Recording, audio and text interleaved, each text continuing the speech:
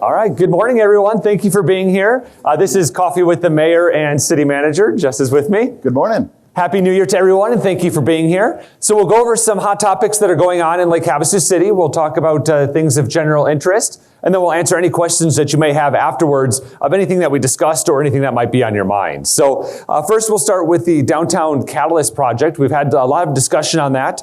We talked about it during our November council meeting. We also talked about it, I believe, at our last coffee in December, but we do have some public outreach that has occurred since last time that we all met. So I'll give a historical perspective of what that looks like, and then I'll turn over to Jess to give some of the specifics. But from a historical perspective, we had the America's Best Community Competition that started in 2015. This was a project that was spearheaded by Maggie, who was the outgoing CEO of Frontier Communications when she retired. She wanted to be able to find a way to drive economic development in rural America, which is basically where Frontier Communications operated most of their interests. And so we had 350 communities initially entered into the competition to be named America's Best Community, aiming for a $3 million prize, a $2 million prize, or a $1 million prize. So those were what it was at the end of the tunnel for us.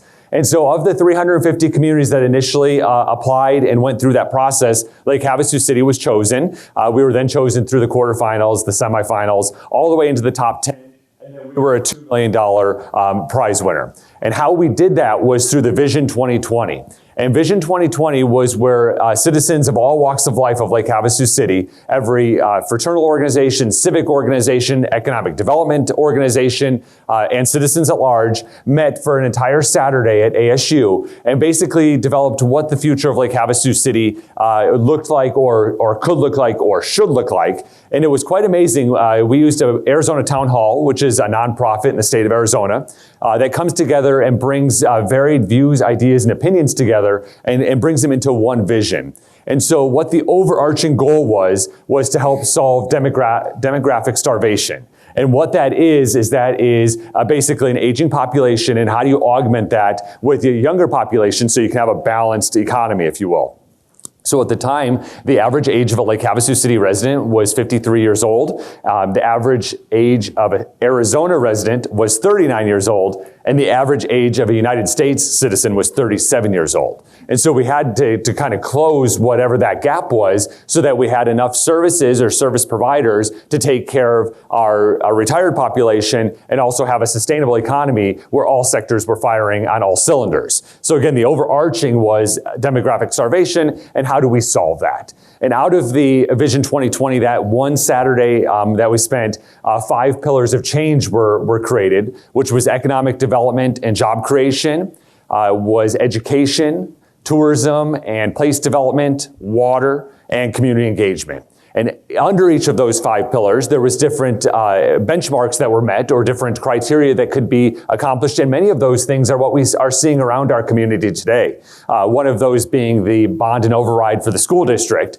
Doesn't necessarily have anything to do with Lake Havasu City and our government operations, but it does ensure that we have a great public school system for our youth. But it also is all of the fields that you're now seeing and some of those types of upgrades. When I went to Lake Havasu High School, we used to have to walk down a wash and over to a dirt lot. Now it's a beautiful facility with bridges and all of those things. But that came out of this Vision 2020. That's just one small example of what came out of that. So we went through, did all of these different things through that process. We went and won the $2 million. And in that process, we then had to decide how that money was going to be spent. And again, trying to solve demographic starvation to attract a younger crowd, families to plant roots here. And again, that's to have a balanced economy. 3 projects were identified that those monies should be used for. That's what we took back to the competition, and that's what we finally won on. And those 3 projects are the Downtown Catalyst Project, which is on the lot on Quarrio and McCulloch. It's the grass field that we have down there now. The second project was the Environmental Learning Center, which as envisioned would be basically everything water experts for the lower Colorado River about the quality of water, the environmental contents of the water. Right now there are several agencies that are responsible for Lake Havasu City from a law enforcement perspective, an environmental perspective, a government perspective, but there's no one clearinghouse that brings all of that information together to ensure that we understand the ecology of the water and that we basically are controlling what that that looks like. And so the Environmental Learning Center has some dollars set aside for them. And then the third project is a co-working location in the downtown area, and that's Nomadic. That has already broke ground behind Sanchez Hawkins Jewelry Store on McCulloch. And so that's already broke ground and will be open hopefully in the next year or so. Back to the Downtown Catalyst project, what that is doing right now is we wanted it to be a private-public partnership, and that's what we talked about during the process. And what that private-public partnership would look like is like Havasu City would have a downtown gathering space. That would be where people would go, gather, meet with friends and family and those types of things in a town square type environment. There would then would be some private development, which might have housing, retail, high density shopping, those types of things. We looked at a variety of different ways to make all of that happen, but it kept coming back to us that it was going to be a public-public partnership. So it was looking like ASU might be a partner, or Go Lake Havasu, or things that are funded through taxpayer dollars, which is not what was ever envisioned. It was always supposed to be public-private. But that's been now five plus years ago. And so we wanted to look at how could we use that downtown gathering place, because it's already used for several events during our winter season. How can we make it more usable, walkable, and enjoyed by our citizens? And so we've embarked with Dig Studios, which is an architecture firm that specializes in these gathering areas. And that's where I'll turn it over to Jess to talk about some of the public outreach and what they're envisioning and what the outlook looks from that. Yeah, thanks, Mayor, especially for all that background. So right now we have a project and we have $1 million set aside for the Downtown Catalyst project. As you identified, it's the Curio, McCulloch, the grass field that's in the downtown area. What is a Downtown Catalyst? So Downtown Catalyst, we're looking at spending some dollars on the downtown that's going to stimulate some activity in the downtown, support our local businesses, a space where people can gather. Events can occur. We have events occurring down there right now. So how do we enhance that environment so that those events can continue, and maybe we can invite some more events to occur? Perhaps a stage or something like that for some music and those types of things. Something our community can be proud of in the downtown area, and you want to go visit and maybe spend some money at one of our local merchants in the downtown as well too. So that's the goal there. We've acquired the services of Dig Studios, as you indicated, Mayor, that we've reached out and had a presentation at the council meeting. We've done some public forums and trying to gather some input from the public on what that should look like. We have $1 million set aside through ABC dollars. Those are award dollars that aren't taxpayer dollars. We've asked Dig Studios to stay within the confines of that budget, but also think big, because if our residents and our community wants to see something a little bit bigger in that area, then there's an opportunity for us to respond to our residents and really do something special out there too. So that'll be a decision that the public makes and our council makes in the upcoming months. I think there was 4 different versions at the last open house that we had over at the Aquatic Center a few weeks back, and a lot of the feedback we're getting is very, very positive. It's a space with a little bit of grass, some space that's going to allow for maybe some food trucks or different vendors or booths to set up a space out in that area, and again, just to enhance the different events that are occurring right now. So that'll be coming up as we transpire in the next couple of months. Right now, we got some feedback from the public. We got some different ideas in terms of design. We kind of know what we like. Got some feedback from the downtown merchants, and right now they're taking all those ideas and now putting a pen to paper to say, okay, this idea costs this much, or this idea costs that much. We'll put together a report, and we'll come back to the public here in the next couple of months and share what we know at that point. One good, if you're really interested in trying to follow that project, follow the Parks and Recreation Board, because there's some different updates that occur once a month, and they'll be presenting some different findings at that venue here in the 24th, I think, is the next meeting this month, and then once a month thereafter. Yeah, so a lot of people say, and I get just as frustrated as many of you about consultants or bringing in consultants that come in and try and tell us or do a study and all those types of things. But it's really important that you bring some of these experts to the table. Some of the conversations are actually very technical, but they make them very easy for you to understand when you bring those experts in. So some of the initial meetings that I attended at the Parks and Rec Advisory Board and otherwise, they're talking about like the way that the sun hits that property and how the sun hits the property during the winter versus the summer, and what that looks like for shade structures and usability of that area. Those are things that, although we have very smart people that work for Lake Havasu City, aren't experts in that field. And so how do we ensure that the investment that we make is a one-time investment that is using public dollars? Again, the $1 million is from the winnings, but any public dollars that are invested in that area, one time only, and do it in a smart way, and also engage the public. So again, it has been 5+ years. So as it was originally envisioned, 5 years is a long time. And so we want to be able to get that feedback from citizens about, how would you use it? What would that be? What would that look like for you and your family? And then as a catalyst, when we do that public investment or develop that area, it then starts having that downtown area expand into a more usable area for all citizens. So those of us that have been here, let's just go back 10 years. The lower part of McCulloch now is a great destination that you park your car and you go to multiple shops, you go to multiple eateries, and you make your way up and down that area. The upper side of McCulloch is also an area where you go for professional services. That hasn't always been the case. And so 10+ years ago, you would have to drive to your destination in the downtown, park your car, go do the service that you were going to do, and then you'd get back in your car and you would drive to another parking spot and then do your services with whatever that business you were engaging with. But as this Catalyst project is, it creates more of that gathering area where now is a walkable downtown that you can do multiple services or experiences in one visit. And so that's so it's big, and we want to be able to engage the public to see what that usability looks like for you, so that we include that in what that final design is and get that built so that we can all start using and enjoying that. So next on McCulloch, let's talk about the repaving of McCulloch. Sure. The City Council gave approval to repave McCulloch. This is a mill and fill, so basically pull up the asphalt we have now, lay down new asphalt. This is from Acoma to Smoke Tree.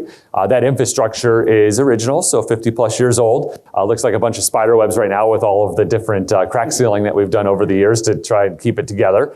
But as you know, any road project is going to come with lots of frustrations for folks. So when we have to actually do the construction, we ask everyone, please, be patient with everyone, because the McCulloch corridor is a huge artery for traffic flow. So people are going to obviously spill over to Mesquite and Swanson, and it's going to be happening as early as next week. So I'll talk to you about the operations of how it's going to happen, Jess. Yeah. So the timing of that project, we're talking about repaving mill and fill. So we're tearing out the road, going down a couple inches, and come back with some brand new pavement on that spider web that we call McCulloch right now. That'll be between Acoma and Smoke Tree. So that whole area will be ripped up, and we'll place it with a brand new pavement. That is going to start on the impacts as far as the public impacts will be on Wednesday. So that Wednesday next week, which is the 12th of January, and that project is expected to last about 2 weeks. So for about 2 weeks, we're going to ask you to use Swanson and Mesquite. We're going to try to allow as much access as we can through that project. But for the most part, McCulloch will be closed between Smoke Tree and Acoma for about 2 weeks as we go through that process. And we're very excited about that too. There's some old asphalt there that's cracking. It's going to get worse. Not just cracks, but if you walk that area, you're going to see there's chunks missing throughout that whole street. So very excited to see the final impacts there. And then after that asphalt is laid, we're going to come back in a couple weeks after that with very, very minor impacts to the public. And then our city crews, we're going to do it in-house and look at some improvements to some of the crosswalks. So what you see out there after 2 weeks after Wednesday is going to be a brand new road. And then we're going to come back and try to match some of the concrete aesthetics that you see down on Lake Havasu Avenue. So that dark and light grays that you see in the crosswalks in that area, we're going to try to match that look, excuse me, and that feel with some crosswalks in the downtown area. But we're going to do that separate from the contractor that's going to be doing the asphalt. We're going to do that in-house and save a few dollars. Yeah, so anytime you do road work, everyone's like, this is a horrible time. Why did you pick that time? Why did you do this? And so we initially were trying to do it in November before the holiday season, but in engaging with the Downtown Merchants Association, they had requested that we waited until right after the new year to not impact the flow of holiday parties and holiday traffic that they receive on that street. So the timing of this project has to do with the stakeholders in that neighborhood. So, and then we also wanted to fill it in just because we have the downtown events that are coming really, really quick, starting with Winterfest that first week of February. So we wanted to make sure we got in there at the right time. So I know timing is never good, but there was some thought put to it, and that's what that was. So again, any patience that you can show to each other on those roadways during that 2-week process when you're in our downtown corridor, that'd be very, very helpful. And still, please go to our merchants. They need the business, and they have access to their businesses from the back, so you can go through the alleyways if you still want to do business with them. So, and if that project is taking too long, just contact the mayor's office. Yeah, all complaints. That's our complaint department.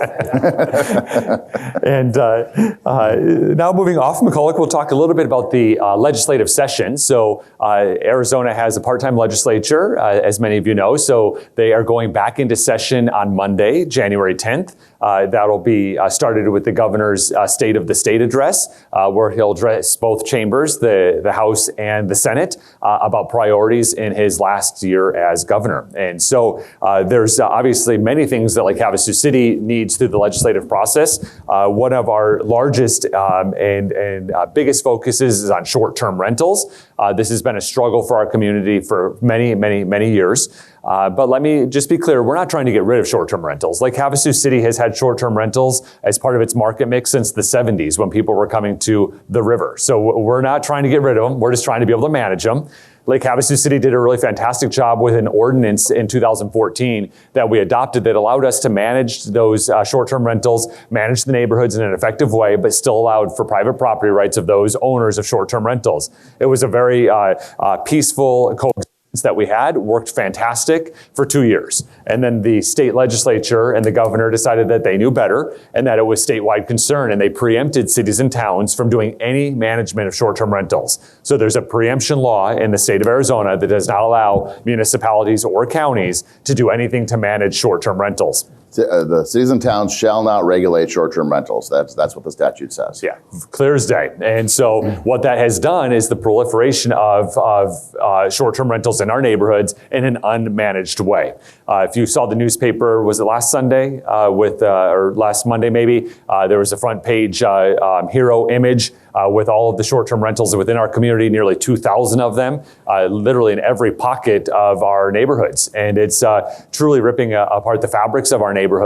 And again, we can do some very simple things to help manage them. And so what we did in our 2014 ordinance is we had a good neighbor brochure. We had a 24-hour contact listed that we would be able to reach out to. We had a brochure inside of each of the short-term rentals about noise and garbage and those types of things, traffic, parking, all of that. And it really did solve those things.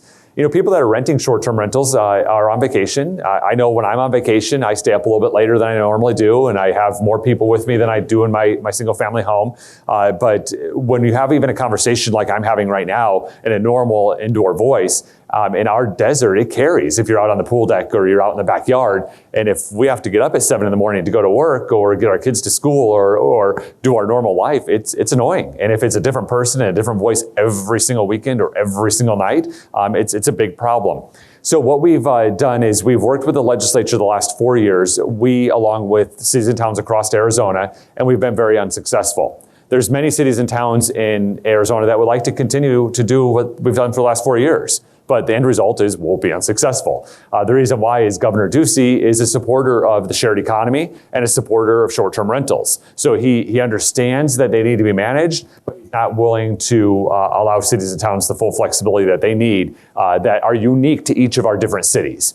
So Lake Havasu City has taken the lead. I've reached out to the governor and the governor's staff and helped craft some legislation that would be acceptable to get his signature. And then we've also worked with the legislature and our police department, our code enforcement, to determine what are the biggest pain points that we have in Lake Havasu that we can correct from a short-term rental standpoint. So Jess, I'll let you talk about those few simple provisions that we're looking for that will really make a difference for us. Yeah, and again, I think if in an ideal situation, we'd ask for a whole lot more, but we're trying to get something that's in place that helps us just a little bit. The last 4 or 5 years, a lot of cities we've banded together, whether the Scottsdales, the Sedonas, Paradise Valley, Flagstaff, other communities out there. We're meeting, trying to come up with some different ideas so we can hand off to the legislature and say, we need these things. And for 4 or 5 years now, the response has been the bill hasn't passed, and we haven't had any support. And the governor's indicated that if it had passed, he wouldn't have signed it anyway. So we have one more year with Governor Ducey's leadership. So this year, what we're asking for is basically 2 main provisions. One is just a notification to the neighborhood. So if you're a neighbor of a short-term rental, you need to have the contact information for that owner, not the tenants, the people that are renting every single time that are changing every weekend or every week. But you need to have the 24-hour contact of the owner of that property. And so the legislation would, as it's drafted now, and things are going to change and unfold, and things will happen in Phoenix. But right now, what we're asking for is everybody within 300 feet will receive a notification from each short-term rental property owner with a 24-hour contact.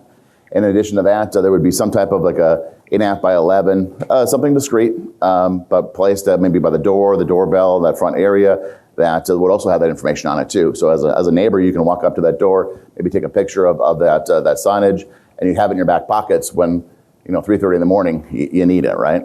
And then the other thing, that's one half of the language that we're discussing right now with Senator Borelli and Representative Biasucci and the league and other cities and towns. The other component is some type of like a permitting process. So our initial idea that we had was that they're a business, right? So a short-term rental is operating as a business. It's a hotel without a front desk and security and all the other amenities that are tied to it.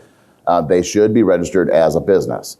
So with that, we had some of those thoughts in terms of requiring a business license. I didn't know this, so I found out about this in the last 2 months. There's cities out there that don't have business licenses. Tempe is one example. So we changed that language a little bit to talk about just like a permitting process. So whether it's a business license or other permitting process, there should be something in place where if you're a short-term rental owner, nothing egregious or expensive or whatever else too, but we need to have that information registered with the city, so then we can take a look at that. Some of our conversations talk about really it's 1% of the short-term rentals out there are causing 99% of the problems. So we have those short-term rentals out in the community that are advertising for bring 25 of your friends, and there's 3 levels of bunk beds and bunk beds in the RV garage and disco lights outside and all these things too. They're advertising for that. Come party in Lake Havasu City, and they're doing that right next door to our residents. So that's 1% of the short-term rentals are causing all those problems. So that's what we're trying to get at through this process. In the meantime, prior to this legislation that we're asking the legislature to take a close look at and asking for Senator Borelli and Representative Biasucci's leadership on this, City of Scottsdale just passed a local ordinance with the existing state laws that are out there just within the last couple of weeks. And I'm pretty proud of it. They're out there talking about that. We got these things in place, and they talked to their local visitor bureau, they talked to the businesses, they talked to the public. They went through a big step to try to collect as much information and gather the ideas.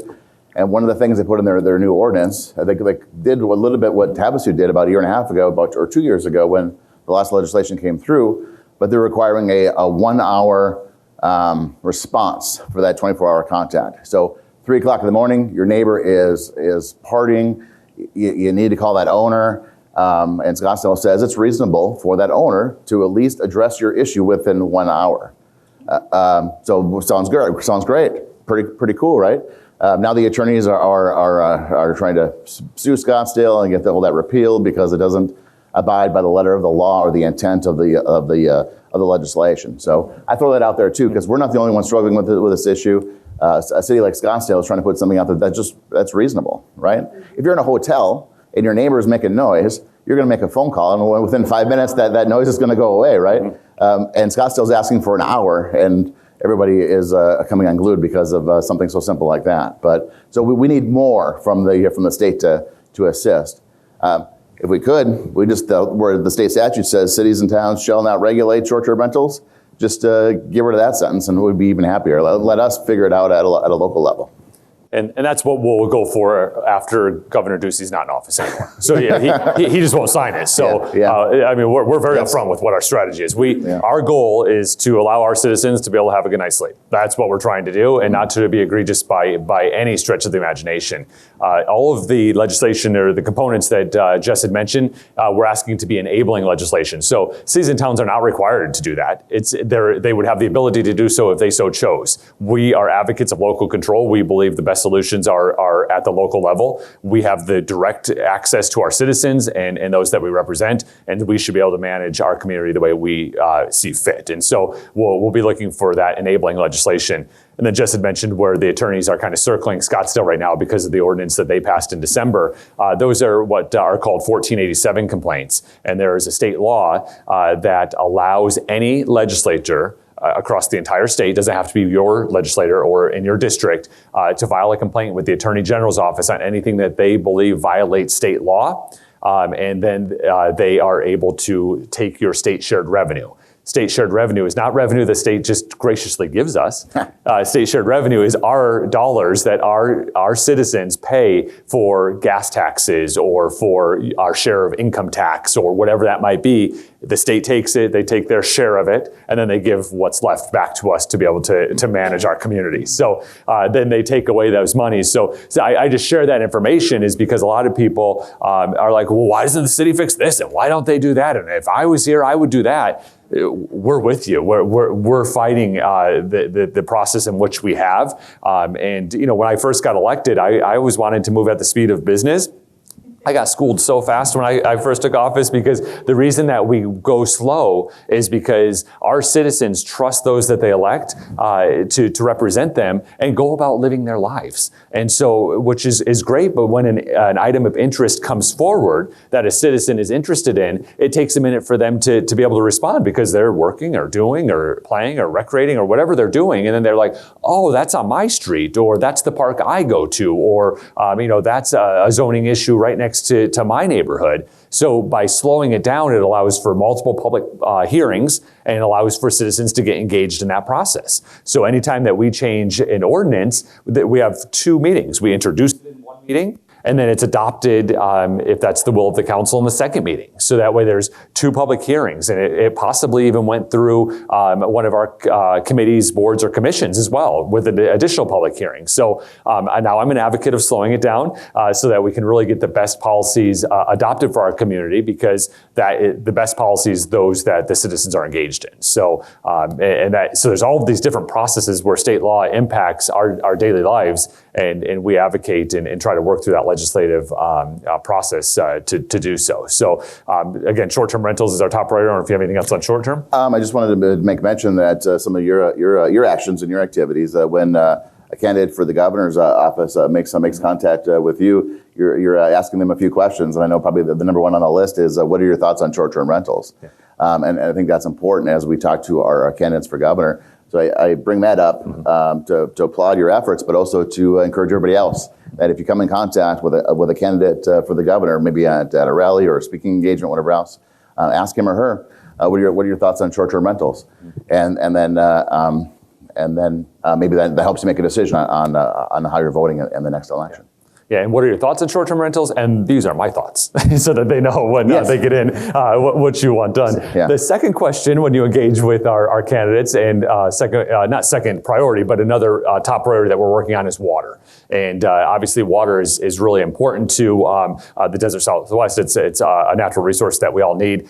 We've been leaders when it comes to water and water advocacy, but there are some areas that in the state that could be addressed that would make it much more managed in our communities. Not necessarily impacting Lake Havasu City, but Lake Havasu City engaged cities and towns and counties across the state of Arizona this summer. I had reached out because oftentimes everyone, when it comes to water, they just want what's theirs and they don't want to talk about it. So they're like, I'm not talking about it. No way are we having a conversation. This is my water and you can't have it. And all of the cities, towns, and counties are doing that. But then we get nothing accomplished at all. So I thought, well, there has to be a different way. And so I reached out and I said, what can we agree on? So we started really small. It's just an ad hoc. I mean, it's informal. There was 5 or 6 of us that initially got together. The next meeting we had about 15 people. The third meeting we had about 22 people. And again, these are representing cities, towns, and counties across the state. I said, what can we agree on? One thing that we all can agree on is water conservation. Water conservation is a smart policy, and that's not the government telling you what to do, but just how do you do conservation within your communities? You know, in Lake Havasu City, we use water reuse programs to water our parks with effluent waters. How can other communities do something similar? Our city, since day one, thank you to Mr. McCulloch, is we don't have front yards, so we're not using a lot of water on irrigation, even though the majority of our water usage is on irrigation, believe it or not. But we don't use a lot of water for that purpose. When it comes to farming and agriculture, there's new technologies that we can use to conserve water and still be able to produce the same crops that we have now. One that's in our backyard, but again, doesn't directly impact Lake Havasu City, is groundwater management. So in our metropolitan areas, we do have groundwater management policy that was adopted by the legislature back in the 80s, but nothing for the rural area. So up in Kingman, there's a lot of water-intensive crops that have moved in the last 5 years, nut farms, basically, and they take a lot of water, and they're drying up the aquifers, and that's Kingman's source of water. So Representative Cobb is working on policy for groundwater management for rural areas. I bring that together because the more water they have, the less their eyes come to our water. And so they're not looking at what we got. And so I support that as well. And so we're working on bringing those coalitions together so we can get some good water policy at the state level so that we can ensure that we have water for the future. When it comes to water for Lake Havasu City, a lot of people are surprised to know that we're in a good position for water. We've had very forward-thinking leadership at the city, both from your elected officials and city staff, to ensure that we have water entitlements for our full build-out. Lake Havasu City is so unique because we are surrounded by federal and state land holdings, so we know what the build-out can be based on land within our area and also with our water service boundaries.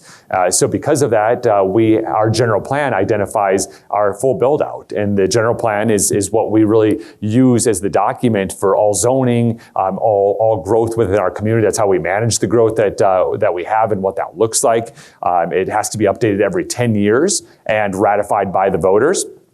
In this case, our last general plan was updated in 2016 and ratified by the voters at that time.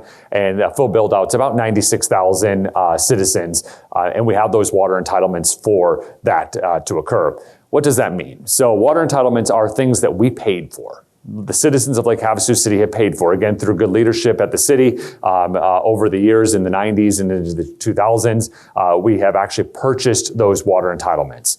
So when we talk about water transfers and how we're opposed to off-system water transfers, it's because we've already paid for those waters. So they're basically double selling the water that it's not theirs to sell. And so we have some citizens, especially over the last year or so, when we've seen the increased growth of Lake Havasu City, people relocating to our area are advocating maybe for a building moratorium, or let's stop allowing people to come here. We're in a drought, all of these things.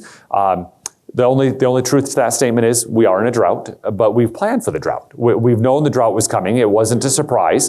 We've planned accordingly. We knew it was going to be there. We have good mechanisms in place to ensure that we still have our water entitlements for our future. But if we were to quit building or quit growing, our water entitlements that we as taxpayers of Lake Havasu City have already paid for are just going to go downriver. And when they go downriver, they're going to be used by another community that's going to continue to grow. And so what's going to happen is we would just dry up and go away while everyone else is using our water that some people advocate not to be using. So if that makes sense, we're doing responsible growth based on the general plan that was ratified by the voters. So it's a very open process that anyone can see and be a part of. But we do have proper water for our growth here in Lake Havasu City. We are in a Tier 1 drought shortage that was declared in August by the Bureau of Reclamation. And our citizens haven't seen an impact at all because of that. Nothing has changed in our world at all. Doesn't mean we shouldn't still conserve water, be good, responsible users of water and all of those types of things, but nothing has changed. Tier 2 shortage, when that should come, which they expect might come sooner than we would like, we also will not see an impact. When it comes to Tier 3, we might start to see some impacts of maybe you won't get water delivered to your table at a restaurant without requesting it, or something along those lines, some of those measures. But we are in a good spot. Mother Nature's been really good to the Sierra Nevadas this year so far, so that's going to be helpful for some drought stuff. Now let's pray for snow in Colorado. A lot of times, because we're so excited when it does rain here in Lake Havasu, we pray for rain in Havasu. But that's just too late for us. We really need to pray for snow in Colorado so that the snow melt then goes into the river, and then pray for rain here for just a great rainy day for us to have a change of climate. But it doesn't do much for the drought. So again, we're at the legislature. Representative Cobb has been a really strong leader in this, and she's going to again continue on some water policy. Let me go back just to short-term rentals real quick, because I know Jess touched on it briefly, but Representative Biasucci is actually going to run that bill for us, which is fantastic. And so he's taken a lead role in that for us. We engaged him early in the process. He's the majority whip in the House, and so he's going to do good work for us to be able to get that passed. That's another change we did, having the bill sponsor be a different person than who's ran it the last 5 years. So, and then Senator Borelli said he would run the companion bill in the Senate. So I want to give credit where credit's due. They're very, very helpful for us. So. And then another legislative session, which isn't, it's a priority for Lake Havasu City, but we're not sure where the legislation is going to go, but it has to do with fireworks. And fireworks is an issue, especially around New Year's and 4th of July, the 10-day periods on either side. All of those pet lovers in Lake Havasu City are furious when those fireworks go off. Their animals, go wild and escape and leave, and some have anxiety. All sorts of stories that you hear from those types of things. Aerial fireworks are already illegal. Those are illegal at the state level. You wouldn't know that looking at our skies during some of those periods, but they are illegal. Lake Havasu City is challenged, even regardless of what our state law is going to be. We are surrounded by a lot of tribal nations, so it's very easy to purchase aerial fireworks at these tribal locations and/or from visitors that are coming in from other states that allow aerial fireworks. So the other challenge we have is when somebody lets off an aerial firework, it makes its noise and does all of its things. By the time you call code enforcement or the police department, it's gone and cleaned up, and there's no evidence of that happening. So it's a very annoying nuisance for many of our neighbors, and it's also dangerous. If you don't know what you're doing, it can be very, very dangerous. So really, I just caution that if you're a firework enthusiast and you want to light up fireworks, which I know a lot of folks enjoy, you're not probably thinking about your neighbor next door that has an animal that has anxiety or is going to get out if they hear those loud noises. So last night I was actually on a run in my neighborhood, hear a firework go off, the big boom, and then literally it had to have been 20 different dogs in all different directions just going. I was like, oh, geez, that is so crazy. So just recognize what it is. Be good neighbors. We're not trying to take away any fun, but just recognize that we live in a community with a lot of folks, and just be good neighbors. We've always been successful at that in the past, and I think if we just give it a little bit more thought on what our actions are doing to others, we would continue to have this great small town charm that we all love here in Lake Havasu City. So I don't know if there's any other legislative priorities that are in your mind, Jess, that we didn't already cover. Well, it starts on Monday, so we're soon to find out. So as that session starts, we have a plan of attack and some thoughts and what we're looking for, and then the session starts, and then there'll be a lot of reaction too as well too. So we do our best to try to promote good bills, as we call them, and then our best to address the bad bills out there. An example of a bad bill was 5 years ago when they took away our ability to regulate short-term rentals. So trying to get ahead of some of those things. But that whole process starts on Monday as far as the legislative session that starts on Monday. Yeah, so we talked about our offense plays of what we're doing, but then we spend most of our time on defense. Yes. So you have a legislature full of folks, 90 of them to be exact, that have all these bright ideas that are really bad policy for cities and towns and citizens of Arizona. Not intentionally, but they just are. And so, some have been a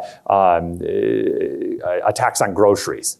Bad policy. We're not interested in that. So we fight those types of bills, or limiting our ability to provide policing services, or how we respond with an ambulance.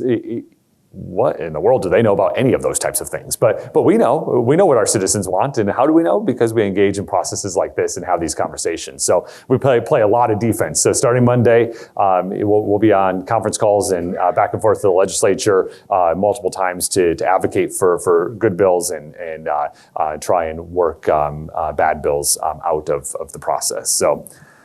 Some good news in December. At our last council meeting, we had an anonymous donor donated $250,000 to Lake Havasu City for expansion of pickleball courts at Dick Samp Memorial Park.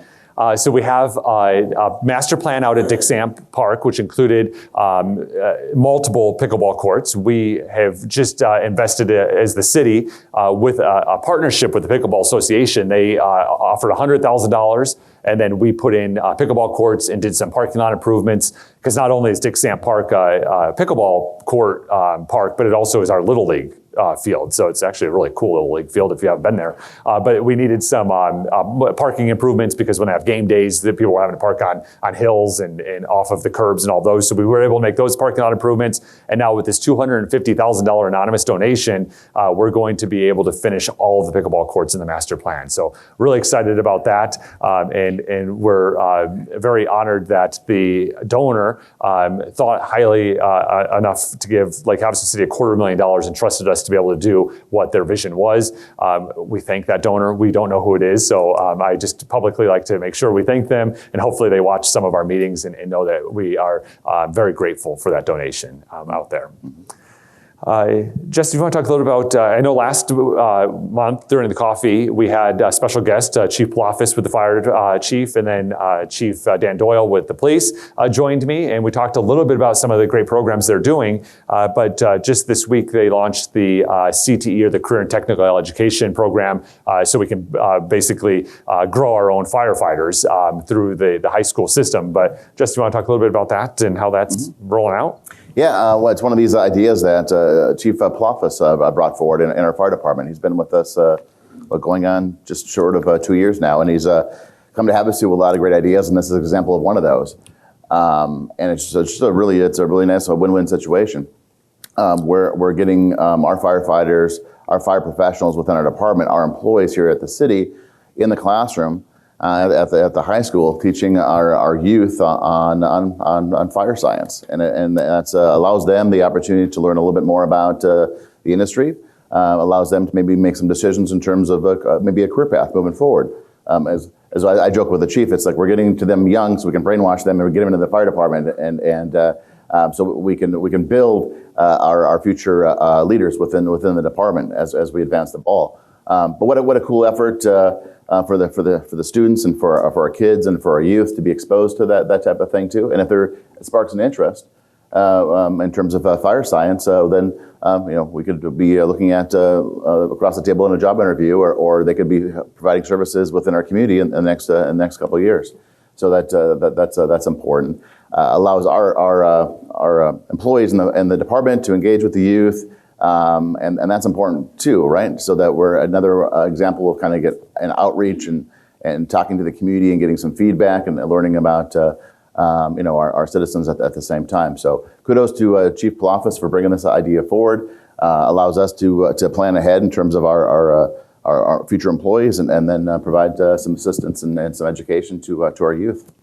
Yeah, it used to be a really common practice in the past for public safety personnel to have to live in the community in which they serve. It's not the case anymore. And Lake Havasu City being a great regional destination, there's lots of options for public safety personnel to work in for Las Vegas Metro or Buckskin or Kingman or Bullhead. There's lots of, even down in the valley, we have some citizens that go back and forth that do that. So it's not as easy as it once was to ensure that you have your public safety personnel, but once you grow your own and they understand kind of the magic of what we have here, they stay, and you'll see many of the faces that are in our patrol cars with our police department or respond through 911 calls on our fire side are folks that have been with the department for a really long time. So they went to school here and they've now grown careers here, and we want to continue that trend. And this is one great program that will do that. Did you want to talk about Highway 95? Sure. We talked a little bit earlier about the legislative session and some of the things we're looking forward to this year.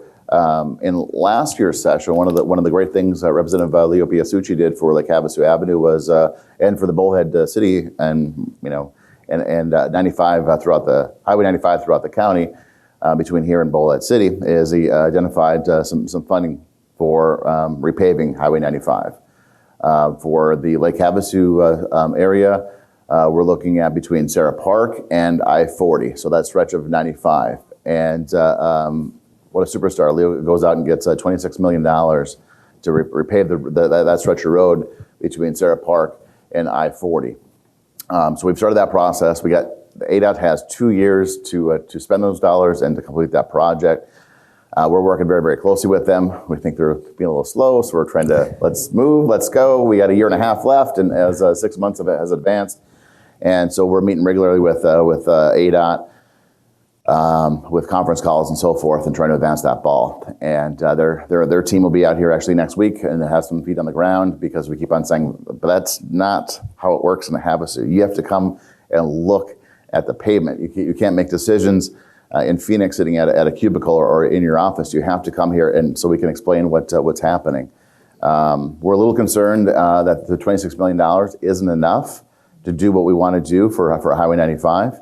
We need a 20-year road. That's going to be at least a 5-inch overlay. A mill, rip out 5 inches and put 5 new inches back.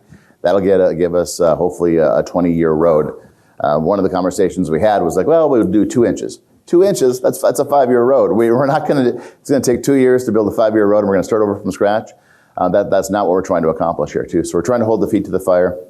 My personal conversations and the city staff's conversations with the ADOT team is that we need to be spending those dollars on pavement that where we're having the highest traffic counts and where the conditions of the road are the poorest. That's in Havasu.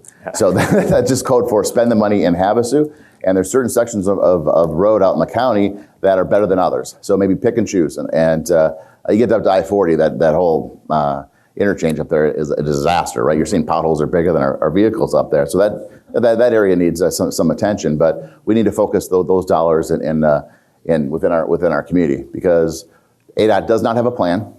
We look at 5 and 10 year budget cycles for capital improvement plans for new roads and major projects for ADOT. We don't see Lake Havasu City anywhere in these documents. So because of what Leo Biasucci did, is he pretty much circumvented the process and said, all right, well, if we're not going to be in the budget process, well, I'm going to identify some funds through the legislative process that says, go build the road in Lake Havasu and Bullhead City areas. So that's what they did, and we're working hard to make sure they spend those funds. Before we started that project, we had some different ideas on city staff of what we wanted to see out there too. Maybe some aesthetics and some landscaping and sound walls, or pedestrian bridge over by the Rotary Park and Swanson area, kind of connecting that to that walking path, the Pima walking path. So we had some of these ideas, and these ideas have quickly evaporated when there's not enough money for asphalt. The one thing we are asking for, in addition to just the pavement with the existing road, is a right turn lane over by the Anderson dealership, just south of Lowe's. There's no right-hand turn lane. We get lots of comments from the public about how dangerous that is. If you want to, travel 55 miles an hour and then stop in the right lane or slow down so you can make that turn. It's affecting the traffic, and people are scared of what can happen behind them. So that's our ask, and we're working very hard with the ADOT team to make sure that happens. And the clock's ticking. They got 18 months, and so I'm confident we'll see something viable come out of this project. I'm looking forward to it. All right, a couple more things, then we'll turn it over to any questions you may have. But we do have an upcoming planning session. This is the first opportunity that City Council has to meet with staff to talk about the upcoming budget year and priorities for the fiscal year. Lake Havasu City operates on a July 1st to June 30th fiscal year. So we go through all of those processes. We spend about a day or so and talk about priorities and successes that the community's had, the city has had, departments have had, and what the future will hold. One of the areas that we'll have a discussion on is we're hearing a lot from citizens about code enforcement and what code enforcement looks like. Lake Havasu City currently has what we call a reactive code enforcement, which basically is complaint driven. So if someone has a code violation next door, they call into code enforcement. Code enforcement investigates it. It takes several steps and multiple time frames to be able to address what that looks like, to maybe going or shifting to a hybrid between. So if you have reactive and you have proactive, maybe right in the middle we would go. And basically that still allows citizens to enjoy their property and do all of the things that they do, obviously legal and lawful within their community, but also doesn't have a strong sense of government HOA feel that we're knocking on your door saying your car's parked a little to the left or a little to the right. So just something right in the middle of we get those calls too. Yeah, you'd be surprised. So we're just trying to find that balance of what that looks like. And so we'll have a conversation with council and staff and see what those things look like, going into more of a funding priority into the next fiscal year, and really what the appetite of the community and the council is on that. If I can, on that one, just saw some numbers just this week. We talk about code enforcement. We have one code enforcement officer that's employed by the city. Denise Abel is a superstar. She does really great work, but she's one person who needs to take some vacation time and every now and then. So when she does that, we have zero code enforcement personnel that's addressing the issues within the city. So when Denise takes a report and she's not able to immediately find a solution or resolve the matter, and she also has to create a kind of a case through the software that helps her track all these things, that case is registered. So the number of cases over the last 12 months that Denise has registered, so there's been several hundred that she solved within one phone call or whatever else too, but the ones that are just registered, nearly 800 cases of code enforcement that Denise, one person within the city, has handled over the last 12 months. That's a lot. So that conversation that council will have at the upcoming annual planning session will be like, do we want to keep on doing what we're doing? Do we want to look at the code and do something a little bit different? Do we want to put more resources towards code enforcement? Because we're listening to the public and trying to do the best that we can based on what we're hearing. All right, 2022 is an election year, and Lake Havasu City is no different. There are 4 seats on council that are going to be up for election in this process. The mayor's seat is up for re-election, and then 3 council members' seats are up for election. Packets are available at the city clerk's office. To qualify for the ballot, you have to have lived in Lake Havasu City for 1 year. You have to be 18 years of age, and you have to collect signatures from registered voters within Lake Havasu City. Minimum is in the 650 range, maximum in the 1250 range, and those signatures are due in early April. So anyone that's interested in running, feel free to reach out to the city clerk's office and go through that process. There's also been some changes to the districts within our legislative process. In every 10 years, the Independent Redistricting Committee, our commission, has to basically look at all of our legislative districts based on population and movement of people, basically where are the people living, to make sure representation is properly sorted throughout there. So our legislative district has changed. Our congressional district, has changed. So now we used to go into, we had like this backwards C. So we basically like down in Maricopa County up through like Yavapai, Coconino into Mojave and La Paz was kind of what our congressional district was, Congressman Gosar's district. Now it's going to be kind of a West Coast-ish district. So it's kind of goes along the Colorado River, but jets out and grabs a little bit of the West Valley in Maricopa County. News reports indicate that Congressman Gosar is going to run in that district. And then our legislative districts, which are Senator Borelli, Representative Biasucci, and Representative Cobb, also changed a little bit. So before it was primarily Mojave and La Paz County. Now it's going to drop into and grab a little bit of Maricopa. So like the Wickenburg area, a little bit further south than we currently go, will be what that district looks like. So I'm still familiarizing myself with the maps and the numbers of what that is, but that is a change that's going to be out there. But I think you'll still see very familiar faces that have represented us running for re-election or seeking to be elected in those different roles coming forward. So I don't know if you have anything about the election or campaign. No, yeah, we can move on to maybe some questions. I would like to introduce some of my colleagues that are with me today, and then we'll to go over questions. We have Vice Mayor Jim Dolan is with us. Good morning. Councilmember Jenny Koch. Good morning. Councilmember David Lane. Good morning. Councilmember Nancy Campbell. Yeah, thank you for being here and being a part of our coffee this morning. So now we'll answer any questions you may have, again, on anything within Lake Havasu City, any of the topics we talked about, or anything that's on your mind. Holly. One second. Oh, sorry. Councilmember Lane will microphone you up so people at home can hear. Thank you, sir. Absolutely. Is it on? I saw you push the button. Yeah, it turned green. I just wanted to know that these rockets, these fireworks that people, if you're holding it or it's sitting on the ground, if it shoots into the air and explodes, it's illegal, isn't it? Anything that goes into the air is illegal. So it's just like little firecrackers and sparklers. It's about all that's legal. Yeah. Yeah, ground fireworks are legal. I hear a lot of them over New Year's. Yeah. Thank you. Thank you.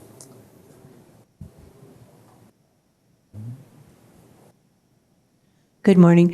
I have questions about two ongoing redo buildings. I'm wondering about the courthouse and the Hastings building. Where are we on those two projects? Yeah, great question. So one is private and one is public. So we'll talk about the Hastings building.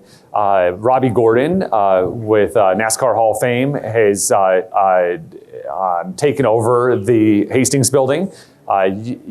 Speed UTV is going to be in there. It's a vehicle, an off-road vehicle that he's created and designed. He's having supply chain issues, just like anyone else is in the auto manufacturing segment, to get the chips. Who knew chips were going to be so important? Not the potato chips, but the chips that make things work. We're going to be such a topic of conversation. But he's having some supply chain issues, so just as soon as those are resolved, he will be in there. And so he's paying the bills every single month, and that building has already been repurposed for that. The courthouse is on 92 Acoma. It's just adjacent to City Hall complex, and it is a building that we purchased in August of 2020 to move our municipal court to. We have been a tenant at the College Street courthouse, which is at one time was a consolidated court facility. It had the Justice Court, the Superior Court, and the Municipal Court. The other two courts have grown to a point that the municipal court had no more room. And so they asked us to deconsolidate. So basically we deconsolidated in place. We now pay rent out at the College Street, but we only have access to maybe one courtroom. Part-time. Part-time. Yeah, like not even every day. And we have to, our citizens have a right to a speedy trial. We have proceedings and filings and all those things we have to process through there that we can't do because we don't have the space to do so. Including victim protection services and other things that it's not just trying criminals or those that to get a speed ticket or a citation. But those that are seeking protective orders, are handled through that court as well. Yeah, lots of different things come through that course. So we needed a space. And so we looked at, and we knew we needed a space, and we've been looking at it for several years. We looked at renting another facility somewhere in town. We looked at building a building on some vacant land here at the City Hall complex. We looked at repurposing buildings. And then this opportunity became available when the owners of that current business decided to retire, and they were looking for someone to purchase the business and or the building. Obviously, the building was what was most important to us. We're not in the business of running businesses, so we purchased the building. We'll be able to have some shared uses with that space. So we'll have our city attorney's office and the prosecutor's office is located at City Hall. So now they just have to walk across the parking lot versus driving across town. We'll use shared conference spaces and office space at our City Hall complex. So lots of synergies with that courthouse. Right now, it's in Justin's hand and his team with the design side. So I'll let you talk about the specifics of that and timing, which I believe Kathy's looking for. Yeah, no, I absolutely. But real quickly, a little bit on the history.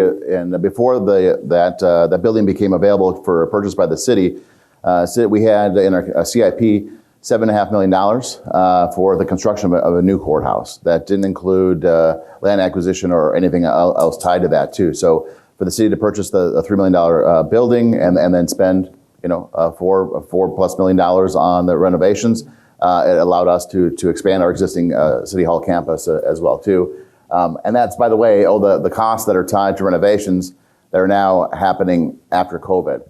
So anybody do any pull a building permit or do any work on their home or try to purchase some lumber or do a renovation, the costs have skyrocketed. So we're still within that right now. We're trying to within that $7.5 million budget. So some thoughts and concerns out there too. The city's over budget and whatever else too. We've pieced this together over years. So we set aside a couple dollars in 1 year, a couple dollars in another year. But the goal has always been to be within that window. We hired the services of an architect. They've done some space diagram and some planning for the city, just to get an idea of what our operations are and how those operations could fit within that courthouse. Now, the next step is we're in the process, and you'll see it on the agenda on the 24th. Is that the next city council meeting, the fourth Tuesday in January here? Will be a contract that the city will enter into with essentially the general contractor. So we're going to have the general contractor on board, working with the architect to make sure that what we have identified for design is going to match up with the contractor, and having both of those parties at the table is going to be important. At the end of the day, then we'll enter in future months. We'll enter into contracts with the general contractor for GMP, guaranteed maximum price contracts. So then we'll at that point have an understanding of, we want to build this and we're going to pay this price for it, and whatever happens after we sign it is not an obligation for our taxpayers. So that process is starting now. The contract with the general contract is less than the threshold that needs to go before council, but this is a conversation that needs to happen at the council level. We need to make sure that the public is informed of the process. We have good folks like yourself that are asking questions about it.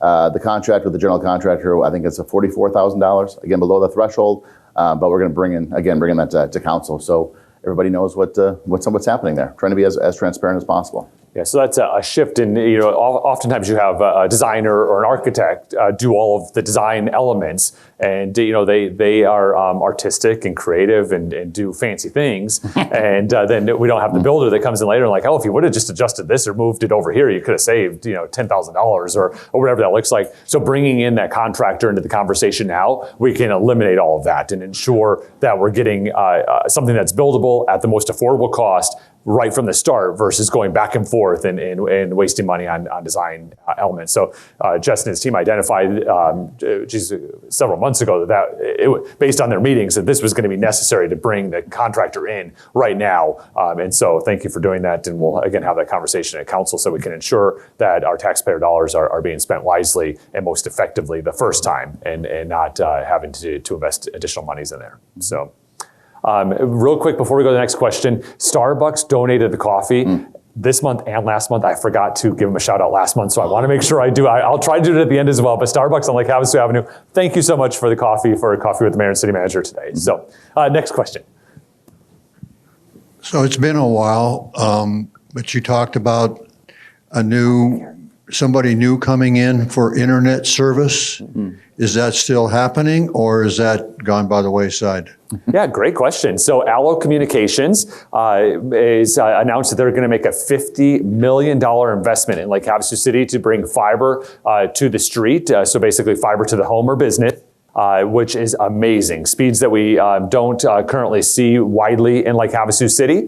Allo Communications is based out of Nebraska. They have great familiarity with rural America, and they bring, again, fiber to the home. You may have already noticed Allo trucks slowly creeping around your neighborhood.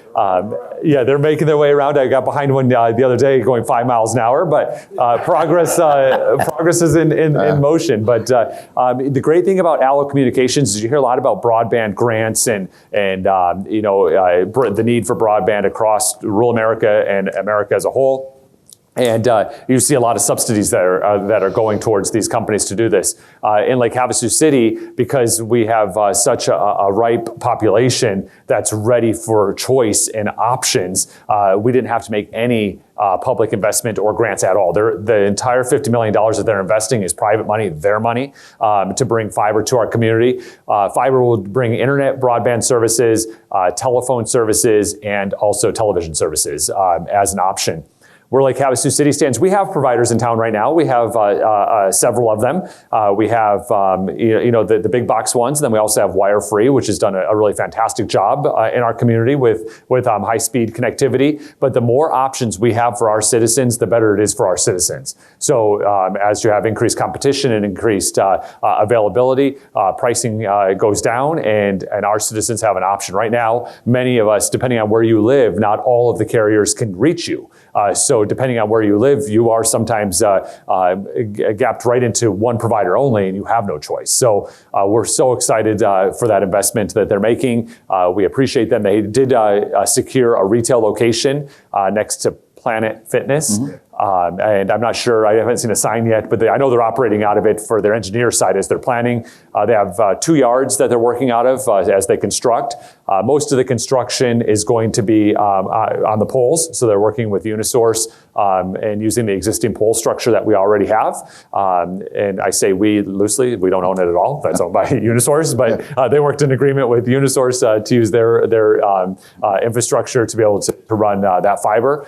And they were very aggressive in their schedule. So when they announced this last fall, they believe people will be able to connect on a wide basis within 18 to 24 months. So they'll work in certain sectors or neighborhoods and expand out from there. And so I'm not familiar with the first neighborhood. I don't know if you even know just yet. I think they're still evaluating all that. That's why their trucks are slowly creeping around town. Yeah, they indicated, I think, a couple of spots within the community. I think it was one of the schools. I'm not quite sure in proximity to that, where they'll if you see them in the area and you're driving by and you see a lot of trucks, that means that they're building the infrastructure from that area outwards. So you'll see that. So it's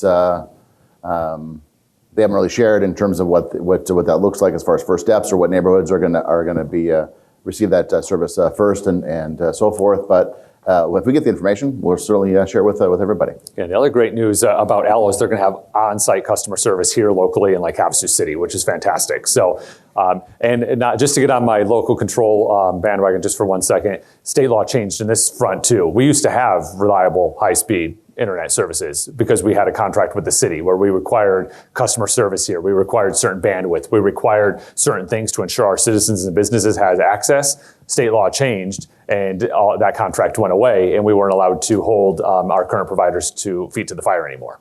And so that's why it's important to pay attention to who we're electing and what we're doing and advocate. So we get residents that contact us and say that their internet service isn't working and there's issues with customer service or with their connection. The primary guilty party there is Suddenlink, obviously. So they contact the city and say, "What are you going to do about it?" And our response is relevant to what you just said, Mayor. Is the legislature took away our ability to hold them accountable. And not only that, there's nobody at the state that's holding internet companies accountable. If you have a problem with your internet service, you have to contact the FCC at the federal level. And there has been some success. You can go on those websites, and I've talked it through with a couple different people that have contacted me, and we went through that complaint process. In a couple hours, the FCC is contacting them, and after they contacted Sunlink, and there's a resolution to that problem. But can we just do it at the local level? Can we handle these things from a city perspective? Because it certainly would be a whole lot easier. But those bad bills keep creeping up. Yeah, well, no one had to call us ever because it just worked because they had to keep it working. Yeah. So it was better for the user, it was better for the ratepayers, better for the taxpayers. But all right, off the local control. Yeah. Thank you. Thank you for being here. And I just have a couple of questions. One is water quality. And then the other question is the code enforcement, which you kind of answered for me. I live in a residential area close to the high school on Smoke Tree, off of Smoke Tree. And there is a residence there that runs a business out of there. And they sell vehicles 24/7. And, I feel for these people because I know maybe they're trying to make a living, but it's a dangerous situation because it's right on the corner of my streets, Shasta and Smoke Tree. So I left 3 detailed messages for the code enforcement office, and I never heard back. I didn't even hear back we went and talked to those people. I mean, I would have appreciated just a call back saying we did go and talk to them or something. They may have, because there's a lot less vehicles sitting on the corner with for sale signs on them, but when they do, it creates a hazard because you can't see around to see what's coming up Smoke Tree when you want to make a left-hand turn off your street. So that was one thing that I was concerned about because it's not just me, but I'm sure that people have issues all over the city with these types of things. And if these types of things continue, then other people see it and they go, oh, we'll start a business in our front yard. So that's the 2 questions I have. Yeah, well, thank you for those questions. So real quick, Anthony, if you could raise your hand. At the end of this coffee, if you could see Anthony. Behind you. Yeah, I see Anthony, and get specifics to him on your particular issue, but I'll talk about it in big picture format. We'll address your specific concern. But the easiest way to make a code enforcement complaint, again, we're reactive at this point, is to download the Have a Soon Now app on your phone. You can get it at the App Store. And it allows you to take a picture of whatever the violation that you believe, because there are some times that it's not a violation. Just because you don't like it doesn't mean it's against the code. But if it is a violation, take the picture. It gives the GPS coordinates to that, sends it directly to code enforcement. And as the department's, whoever's responsible for that particular violation makes changes, it automatically notifies you what that change was. That's the easiest way. The second easiest way is to go on Lake Havasu's website, lhcaz.gov, and file basically an email inquiry complaint. And that is the second easiest way. And then the third is a telephone call, which doesn't seem to obviously have been very easy this time. But again, your specific issue we'll be able to address. When it comes to water quality, Lake Havasu City is monitored. Well, we actually have a water lab here in Lake Havasu City with a chemist. We monitor the water daily. We also have to report to ADEQ, Arizona Department of Environmental Quality, who reports into the EPA. And we meet all water quality standards that our water is safe for use and drinking within our community. We do an annual report that goes out there that shows the results of those tests that we do on a daily, weekly, monthly, and annual basis, and that goes out. If there are any exceedances in terms of anything that shouldn't be exceeded in terms of chemicals in the water, those notifications go out directly and by state law, and that's just the right thing to do. We haven't done that for quite some time, and a lot of times if there is an exceedance from Havasu's perspective, it might be a faulty test. Even if we get a faulty test, we have to notify the public that this test came back high for whatever nasty chemicals in the water. But we've done a really good job. Our water quality is rock solid. Did you have a follow-up question? Councilmember Lane will give you the microphone. Yes. Yeah, because we test our water coming out of the tap, and it's not drinkable as far as I know. But you're talking about the hardness of the water, not necessarily the quality or the safety of the water. Well, the safety is what I'm concerned about. And we filter it twice before we drink it. And I know a lot of people do that. but I still think, do you know what the percentage is on the water? What's good and what's not good? Do you have an actual number? But it's all of our reporting is on the city's website, so you're more than welcome to go to the Okay, website and I'll see do what the that. reporting is. But All again, right. we meet all of the standards that are Okay, there. thank you. If you want to filter extra, so be it. But yeah. Hi. Hi. Can you give us any input on why the community is losing Bank of America service? And are they going to remain in the building to sort of, if they're going to have a drive-through yet on Acoma and ATM and on Swanson by the theaters, they're going to have to be somewhat in the city in order to service those drive-throughs. Yeah, so it's interesting. You can imagine you have a name like Bank of America. You would think they would service America. They are pulling out of every rural community across America and only going to be in metropolitan areas. They've already pulled out of Kingman and Bullhead. Havasu actually was the last one they pulled out of in this region. And that's just a strategic move that Bank of America has made nationally, where they're pulling out of those areas. When it comes to ATM availability, if they're going to keep that ATM down on Swanson by the theater, they have third-party operators that maintain that equipment. I don't know if they are keeping it or not keeping it, so don't take my word for that. They are. Okay, perfect. They are getting rid of the one at the bank. The bank is going to go. The bank is no longer. So someone else is going to take over that bank with some sort of an operation. So that will not be a Bank of America operation at all. So they'll just have the ATM down at the theater area. And again, that's just something strategic that Bank of America tried. Actually, Councilmember Lane made a phone call to corporate and said, "Not cool. We need a branch here," and they didn't care. They're closing it around. But that actually brings up another call that I've gotten a whole bunch of on financial institutions. Is the Havasu Community Credit Union also has relocated. They used to be located in the Sunset Plaza by Chipotle and the cell phone companies.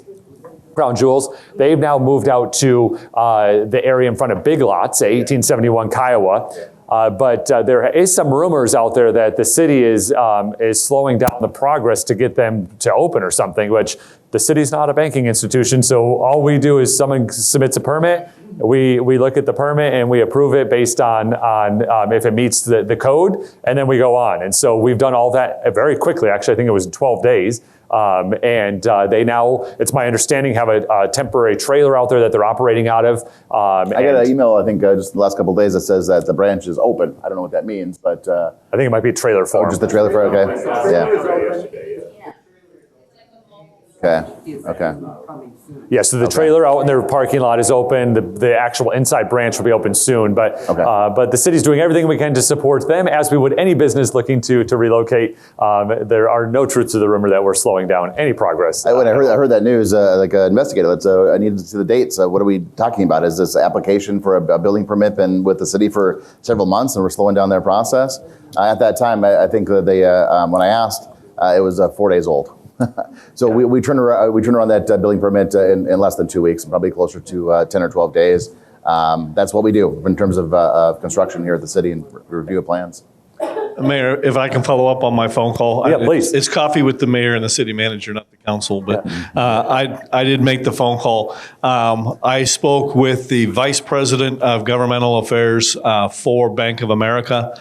I called him as a council member on behalf of the city, saying, what would it take for you to stay in Lake Havasu City? I told him we are the 5th largest county in the United States of America. Lake Havasu City is the largest city in this county. We have a lot of people that don't use online banking. You can see the line out the door whenever you're here. What would it take for the city to do for you to stay here? And they said, nothing. We're not staying there. We're leaving. And I said, well, the next closest Bank of America is in Henderson, Nevada. Not even in the same state. The closest one in the state is in Prescott. And they said, it's a business decision. We've already made the decision. There's nothing you can say. There's nothing you can do. We're leaving. So I told them, well, I've been with myself, Bank of America, since 1976, and I no longer bank with Bank of America. I went to one of our local banks instead. Hi, thank you. I wanted to say the code enforcement online feature is excellent. We've used it several times. Taking the picture, you get a response back and a follow-up. Oh, no, it's good. No, but it's a great feature, so thank you for that. Question about the milling on McCulloch. You had mentioned, I think, at a previous meeting that some of that would be going over to Dick Samp. Is that still the case? I love the recycle idea. Yeah, no, those the millings, those are valuable and can help out with knocking down some dust in different areas. But yeah, that's the plan right now. Hopefully, the quality of the millings are going to be acceptable, and we put the city invested dollars into Dick Samp Park, and there's a parking lot. That is a dirt parking lot. We weren't able to, within the budget, modify the scope to meet the budget, and we weren't able to pave that parking lot. But the millings could be very valuable there. Thank you. Good morning, Mayor and City Manager. I wanted to, reiterate the need for the budget, when you do the general plan budget, that during the summer, you lower the cost of the aquatic center so more children can go play, have a safe place to play, have fun, get exercise without realizing that they're exercising because they're having fun.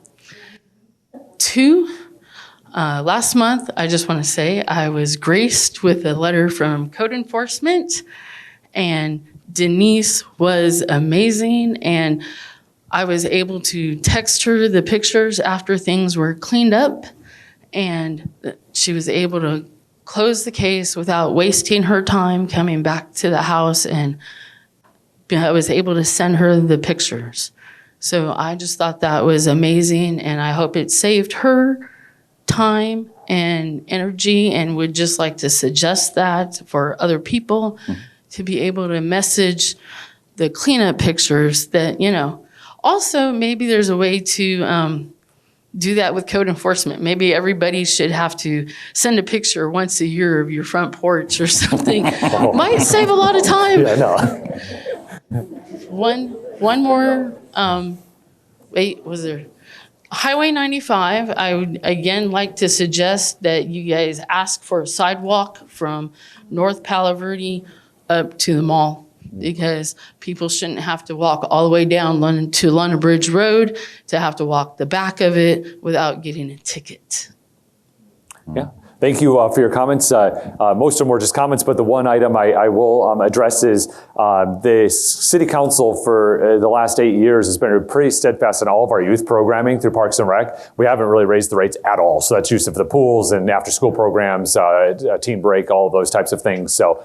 $4 is a high cost when you have more than one child. Yeah, so, but we haven't raised the rates at all, so we do have a focus on our youth. So thank you, Bonnie. Yes? Oh, I had one here first. Oh, I'm sorry. Yeah. So I talked to you a while ago about a recycle thing with batteries. Mm-hmm. Did anything come of that? Did you talk to anybody? Get any response from anybody? Yeah, we have had conversations. We had our hazardous household waste day in December, and we were waiting for some of the outcomes of that. One of our partners has to be Republic Services for the battery disposal, but Jess and I also had a conversation about it. It was in our December coffee. You mentioned that to me, and so we had that discussion about having some sort of a drop box area for like your AA batteries or AAA batteries just to drop. So yeah, we're still having those conversations about what that might look like. Maybe a grocery store also, one like Bash's and one, in town, just when it comes to private spread sector, it out a little bit. Yeah, when it comes to private sector, you would have to have those conversations with Bash's directly. Those are business decisions they would have to make.